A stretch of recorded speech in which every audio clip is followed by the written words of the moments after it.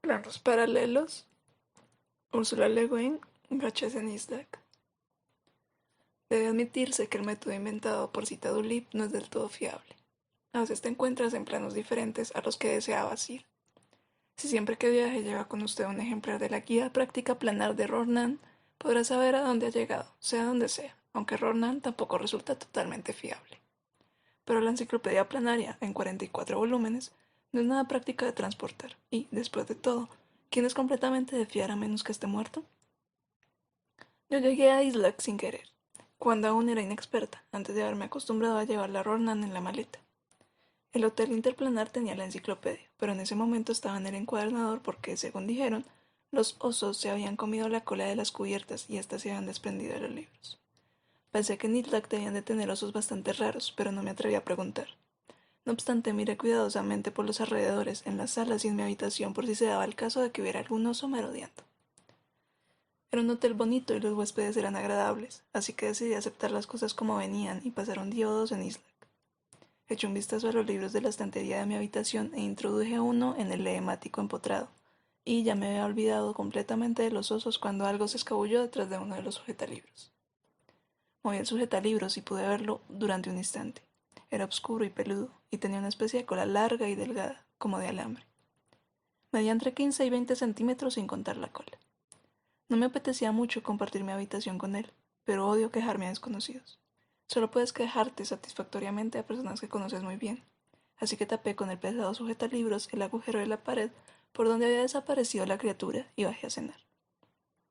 El hotel servía al estilo familiar y todos los huéspedes se sentaban en una larga mesa. Era un agradable grupo de varios planos diferentes.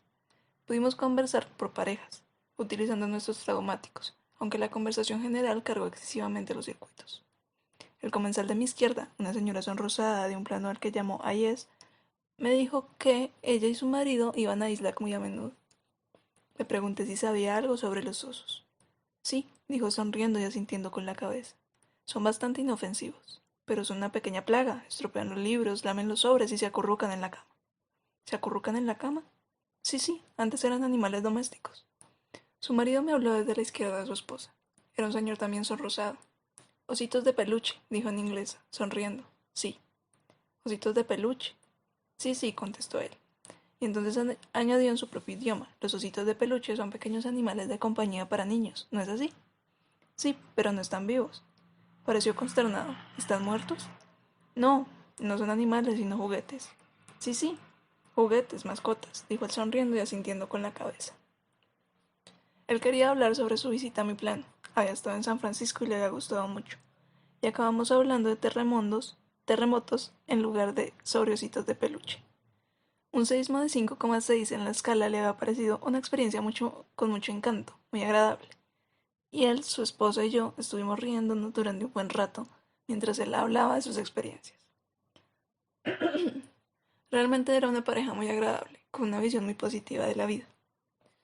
De vuelta en mi habitación, coloqué la maleta contra el sujetalibros que bloqueaba el agujero de la pared y me metí en la cama esperando que los ositos de peluche no tuvieran una puerta trasera. Aquella noche nada se acurrucó conmigo en la cama. Me desperté muy temprano y con el jet lag del viaje de Londres a Chicago, donde mi vuelo hacia el oeste se había retrasado, permitiéndome esas breves vacaciones. Era una mañana encantadora, cálida. El sol acababa de salir.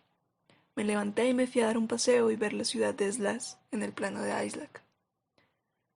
Podría haber sido una de las grandes ciudades de mi plan. No tenía nada exótico a mis ojos, exceptuando quizá que los edificios exhibían una mayor mezcla de tamaños y estilos arquitectónicos que los nuestros.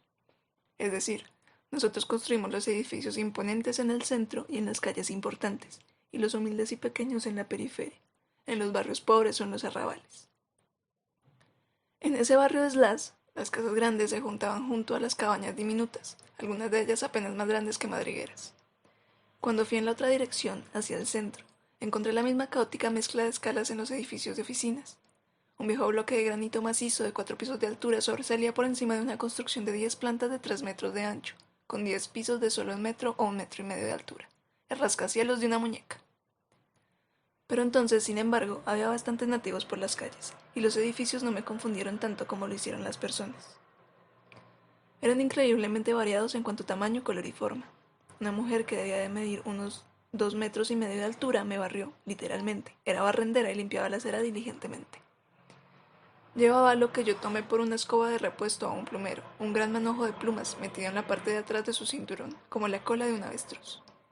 Luego llegó un hombre de negocios caminando a grandes zancadas y conectado a una red de computación mediante un enchufe en la oreja, una boquilla y la parte izquierda de la montura de sus gafas. Hablaba con alguien sobre el informe de un estudio de mercado. Me llegaba a la cintura. 4 hombres jóvenes pasaron por el otro lado de la calle. No había nada raro en ellos si exceptuamos que eran todos exactamente iguales. Entonces vi a un niño que correteaba hacia la escuela cargado con su pequeña mochila.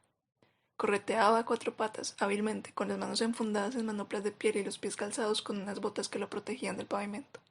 Tenía la piel pálida, los ojos pequeños y hocico, pero era adorable. Una cafetería acababa de abrir al lado de un parque del centro. Aunque ignorante de lo que los islacos tomaban en el desayuno, tenía un hambre voraz y estaba lista para atreverme con cualquier cosa comestible. Sostuve mi traumático frente a la camarera, una mujer de aspecto cansado de unos 40 años y perfectamente normal a mis ojos, excepto por la belleza de su amarillo, espeso y extravagante cabello trenzado.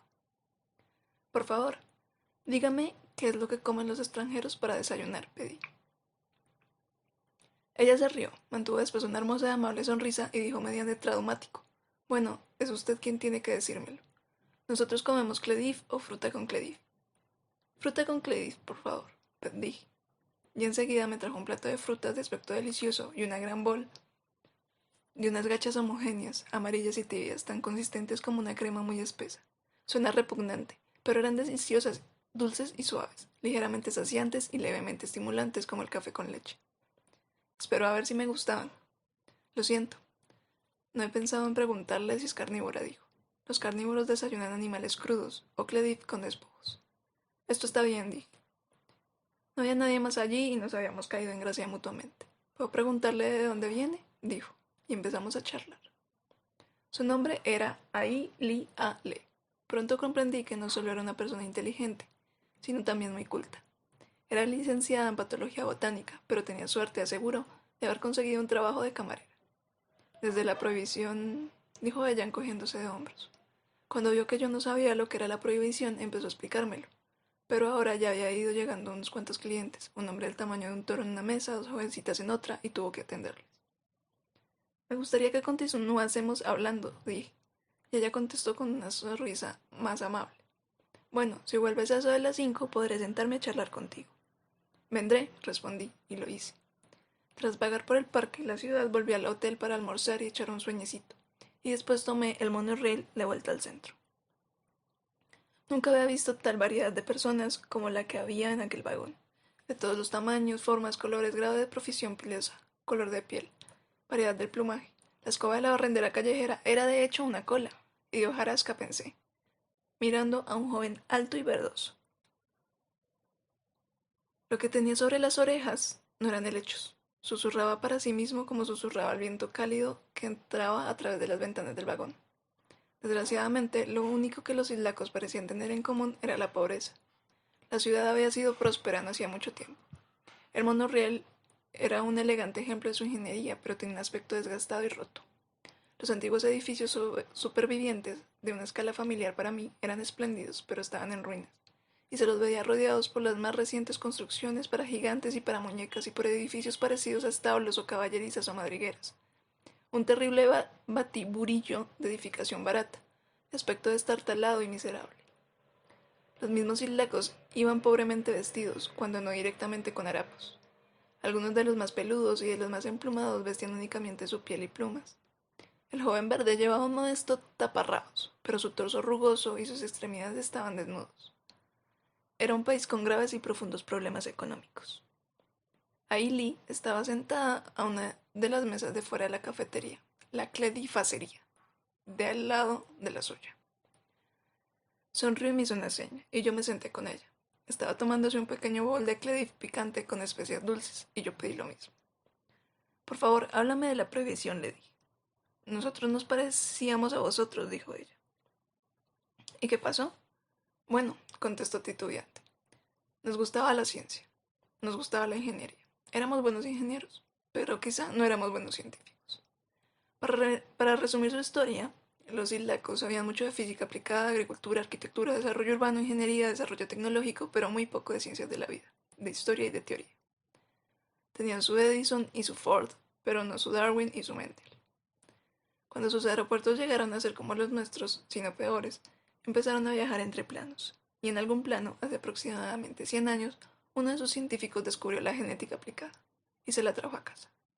Eso los fascinó, y pronto dominaron sus principios, o quizá en realidad no los dominaban tanto como deberían antes de empezar a aplicarlos a cada forma de vida a su alcance. Primero, dijo ella, la aplicaron a las plantas, alterando los comestibles para que fueran más nutritivas o para resistir virus y bacterias o para matar insectos y así sucesivamente. Asentí. También nosotros tenemos una buena dosis de eso, dije. ¿De verdad? ¿Vosotros? Parecía no saber cómo plantear su pregunta. Yo soy maíz, dijo finalmente con timidez. Comprobé el tradumático. Uslu, panocha, maíz. Comprobé el diccionario y decía que Uslu en Islak y maíz en mi plano eran la misma planta. Yo sabía que una cosa rara de maíz es que no se le conoce de forma primitiva alguna, solo un lejano antepasado que uno nunca reconocería como maíz. Es un cultivo muy antiguo, ya conocido por los antiguos recolectores y agricultores, un milagro genético temprano. ¿Pero qué tenía que ver con Aili Ale? Aili Ale, con su maravilloso cabello espeso y dorado del color del maíz, cayéndole en una cascada de trenzas desde la coronilla. Solo en un 4% de mi genoma, dijo. También tengo un 0,5% del oro, pero es recesivo, gracias a Dios. Yo intentaba asimilar lo que me estaba diciendo. Creo que se dio cuenta de que yo permanecía en un atónito silencio. Fueron absolutamente irresponsables, dijo con dureza. Con todos sus programas y políticas y sus deseos de conseguir lo mejor, fueron unos necios. Dejaron que todo se mezclara entre sí. En una década acabaron con el arroz. Todas las variedades mejoradas del mismo resultaron estériles. Las hambrunas fueron terribles. Las mariposas... Antes teníamos mariposas. ¿Vosotros tenéis mariposas? Algunas todavía, respondí. Y de letus. Una variedad de luciérnaga cantarina, ahora extinta, dijo mi traumático. Yo negué nostálgicamente con un gesto de la cabeza. Ella negó nostálgicamente con la cabeza. Yo nunca he visto una mariposa o un deleto. Solo en fotografías. Los insecticidas clonados acabaron con ellos. Pero los científicos no aprendieron nada, nada, sino que se pusieron a mejorar los animales, a mejorarnos a nosotros. Los perros podían hablar, los gatos podrían jugar al ajedrez. Los seres humanos iban a ser todos genios, nunca se pondrían enfermos y vivirían 500 años. Hicieron todo eso, o sí, todo eso. Hay perros parlantes por todos lados, son increíblemente aburridos, no paran de hablar de sexo y mierda y olores. Y de olores y mierda y sexo dicen, ¿me quieres, me quieres, me quieres, me quieres? No soporto hablar con perros. Mi caniche, Robert, nunca ha dicho una palabra, bendita sea. Así pues, luego les llegó el turno a los humanos. Nunca nos libraremos del primer ministro. Él es un sano, un jodido agaje. Tiene 90 años y aparenta 30. Y lleva aparentando 30 y siendo primer ministro desde hace más de 4 siglos. Es un santurrón hipócrita y un ambicioso, un insignificante, un estúpido, un sinvergüenza de mentalidad miserable. Justo el tipo de hombre adecuado para estar engendrando criaturas durante 5 siglos. A él no se le aplica la prohibición, pero aún así no estoy diciendo que la prohibición estuviese equivocada. Tenían que hacer algo. Las cosas eran verdaderamente horribles hace 50 años, cuando se dieron cuenta de que los hackers genéticos se habían infiltrado en todos los laboratorios y la mitad de los técnicos eran fanáticos bioístas, y que la iglesia de los ahijados tenía un montón de fábricas secretas en el hemisferio oriental produciendo mezclas genéticas. Claro que la mayor parte de estos productos no era viable, pero muchos de ellos eran. Los hackers eran buenos en eso. ¿Has visto a las personas pollo? Tan pronto como me lo preguntó me di cuenta de que sí. Unas personas de baja estatura que corrían en cuclillas cruzando las intersecciones y cacareando para que el denso tráfico no los arrollase. Me dan muchísima pena, dijo Ahí Li Ale, a punto de soltar las lágrimas. ¿Así que la prohibición reprimió la experimentación? Pregunté. Ella asintió. Sí, en realidad volaron los laboratorios y metieron a los bioístas en programas de reeducación en los GUBI y encarcelaron a todos los curas de la iglesia de los ahijados y a la mayoría de las monjas también, imagino, y mataron a todos los genetistas y destruyeron todos los experimentos que estaban en curso y también los productos, si lo sabía, dijo, encogiéndose de hombros. que estuvieran alejados de las normas. Las normas, frunció el ceño, aunque su radiante rostro no estaba preparado para ello. Ya no tenemos una norma, ya no tenemos especies. Somos papilla genética, gachas. Cuando plantamos maíz, creció un trébol que repele a los gorgojos y que huele a cloro. Cuando plantamos un roble, creció un árbol venenoso de 15 metros de altura y un tronco de 3 metros de grosor. Y cuando hacemos el amor, no sabemos si tendremos un niño o un potro o un cisne o un árbol. Mi hija. Y entonces hizo una pausa. Su cara se contrajo y tuvo que apretar los labios antes de seguir. Mi hija vive en el Mar del Norte, entre los peces. Es muy guapa, obscura, sedosa y bonita. Pero tuve que soltarla en la costa cuando cumplió 2 años. Tuve que dejarla en aquellas aguas heladas entre aquellas grandes olas. La dejé que nadara lejos, la dejé ser lo que es. Pero también es humana, lo es, también es humana. Lloraba y yo también. Pasado un rato, Ailey Ale me explicó de qué modo el colapso del genoma llevó a una profunda depresión económica, solo empeorada por la cláusula de pureza de la prohibición, que restringió los trabajos profesionales y gubernamentales para todos aquellos que no pudieran probar que eran un 99,44% humanos, con excepción de los sanos, justos elegidos y otros agaje, alteración genética aprobada por el gobierno de emergencia. Esa era la causa de que ella estuviera trabajando de camarera. Ella era un 4% de maíz. Tiempo atrás, el maíz fue una planta sagrada para mucha gente de donde yo vengo, dije con gran conocimiento de causa. Es una planta tan bonita. Me encanta todo lo que está hecho con maíz. La polenta, las tortas, las tortillas, el pan, las mazorcas enlatadas, la crema de maíz, el maíz descascarillado, la sémola, el whisky de maíz, la sopa de maíz, las panuchas asadas, los tamales. Todo está bueno. Todo bueno, sea lo que sea, todo sagrado. Espero que no te importe que hable de él como comida. Cielos, no, dijo Ailey Ale sonriendo. ¿De qué crees que está hecho el Cledif? Poco después le pregunté por los ositos de peluche. Esa expresión no significaba nada para ella, por supuesto, pero cuando descubrí la criatura de mi estantería, asintió. Sí, claro, los osos de los libros. Al principio, cuando los diseñadores genéticos intentaban mejorarlo todo, ya sabes, miniaturizaron osos para convertirlos en mascotas para los niños, como juguetes, animales de peluche, solo que estos estaban vivos, programados para ser pasivos y afectuosos. Pero algunos de los genes que utilizaron para miniaturizarlos provenían de insectos, cucarachas y tijeretas, y los osos empezaron a comerse los libros de los niños. Por la noche, cuando supuestamente debían estar en la cama, abrazados a los niños, se levantaban e iban a devorar sus libros. Les encanta el papel y el pegamento. Y cuando empezaron a criar, sus crías nacían con largas colas, como de alambre, y con una suerte de mandíbula de insecto, así que ya no eran adecuados para los niños. Pero por aquel entonces ya se habían escapado, instalándose entre el maderaje, entre las paredes. Algunas personas los llamaban los peluquines. He vuelto muchas veces a Islak para ver a Ali Ale. No es un plano feliz o tranquilizador, pero iría a peores lugares que Islak con tal de ver semejante sonrisa, semejantes trenzas de oro, y para beber whisky de maíz con una mujer que es maíz.